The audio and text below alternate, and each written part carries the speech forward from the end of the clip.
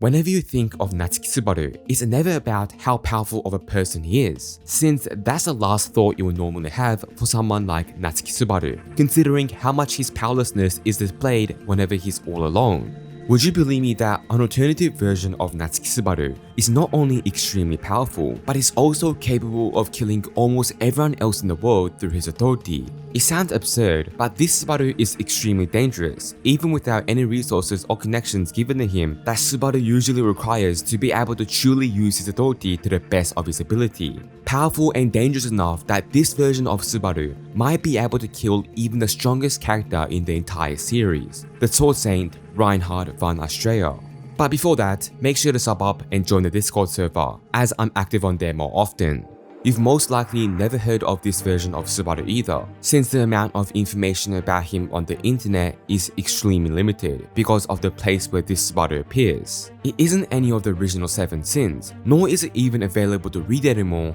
as there's no English translation of this version of Subaru's story. This version of Subaru that I'm talking about goes by the name of Alcor. The name of Alcor being the name of a star, following the pattern of Subaru using an alias that is related to the stars, translating to the Faint One. The reason you've never heard of this version is because he's from a very odd source of ReZero content, to be honest. He's a part of a story event from ReZero focused on gacha game that ended service around 3 years ago, which makes it extremely hard to find any information on this Subaru, since this game was only available in South Korea, as well as Japan, so for any other country, it was extremely hard to get any information on what is actually going on. This game has a lot of cool content that gets nowhere near the attention it should, since despite being a gacha, it does actually have plenty of unique stories, including, but also not limited to, an if route about if Subaru abandoned Return by Death to take revenge against Beatrice, and eventually picking up Aldebaran's clothes, to an alternative version of Arc 3 events where Capita is involved in it, and finally,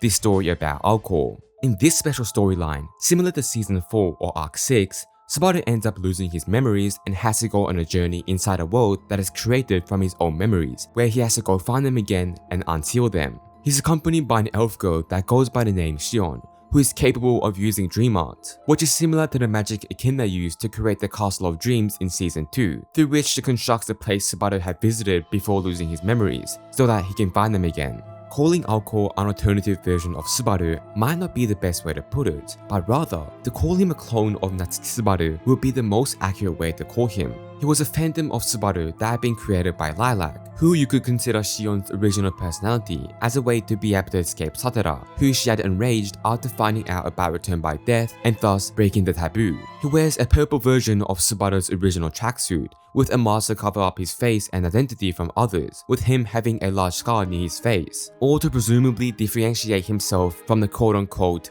real Natsuki Subaru. His backstory, or at least as far as his memories go, is him basically being a version of Subaru during the events of Arc 3, where he goes insane after not being able to defeat the White Whale, as well as the Sin Archbishop of Sloth, which makes him reject his own name and take on another identity altogether that he calls Alcor. Personality-wise, he's also the polar opposite of our regular Subaru, as he's extremely cold and heartless in his behavior with others, while also sharing the belief that he is the original Natsuki Subaru, which is why he's an antagonist in the story, trying to prevent Subaru from unsealing his memories. Alcor shares the same regular authority of Return by Death, being basically the same as a canon version of it, with it sending Subaru back to a pre-ascertained checkpoint set by the Witcher of Envy. However, Alcor seems to have been able to further develop his authority to change it, as well as gain a lot more control on how exactly his authority functions. His more advanced ability gives him choice over any changes he wants to make after he dies, basically giving him the ability to warp the timeline by his own will, and that change manifesting after he returns by death, afterwards kind of creating an authority that is hybrid of Pandora and the original Return by Death, without the same unknown limitations Pandora's authority seems to have.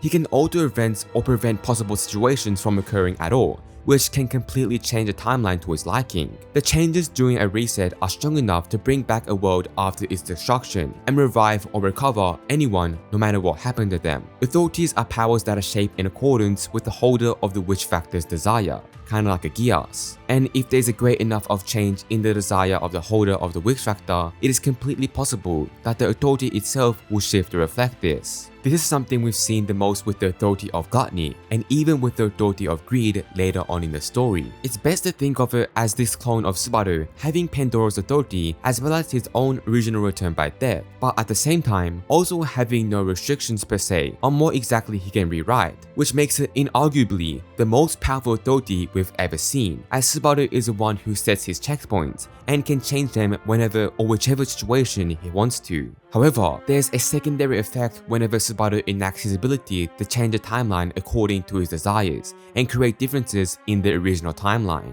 Due to the existence of the butterfly effect, the timeline will change in unknown quantities because of any small or even seemingly indifferent change that Alcor creates, as even the smallest of changes can lead to big changes. The drawback to this supposed second condition is that Alcor himself is not fully certain on how exactly the world will treat these changes, or rather, what the outcome of these changes will be besides the change he made. The timeline could end up being vastly different than it was before, to the point it would be difficult to even say that it was also different because of a singular difference in reality. The basic principle of butterfly effect being that even the smallest change could bring forth the biggest of differences when looking at the grander scheme of things. Alcor's changes to reality could lead to vastly different history or even the destruction of entire cities or countries depending on what he does. For example, let's say that Alcor rewrote the timeline in such a way that Tertia will no longer be able to save Wilhelm during the Demi-Human War,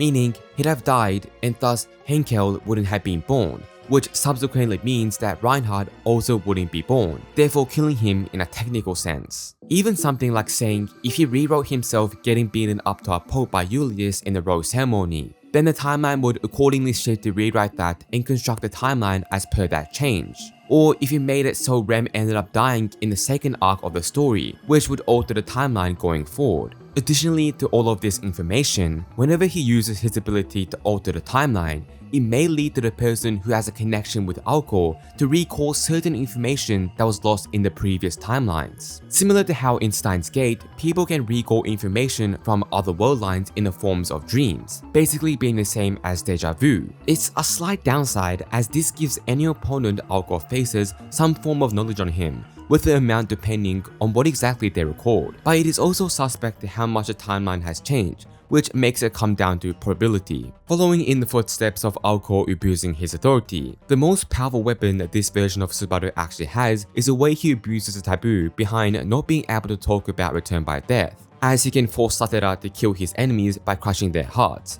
immediately killing most of his enemies. There is the sad downside of the taboo sometimes not doing that, choosing to instead kill Alcor himself, but it makes for a great way to actually kill off some enemies. Alcor, unlike most other versions, is also completely fine with being able to fight one-on-one without use of his authorities, as we can see him fight with Dream Mages multiple times with just his raw strength alone, as well as him being a holder of an extremely powerful famous sword. This sword was easily capable of erasing basically any phantom that came under Alcor's sight with ease, to the point of reducing any signs of the phantom's existence to dust and beyond, and even cutting down Betelgeuse's invisible hands and being the weapon that eventually killed Betelgeuse's phantom as well. In the end, we can conclude that this clone of Subaru is easily the strongest, as well as a most powerful authority user when we compare it to the rest of the versions of Subaru. Alternative versions of Subaru, like Pride If, Greed If, and Gluttony If, while powerful, don't have anywhere near the versatility something like this version of Subaru brings to the table.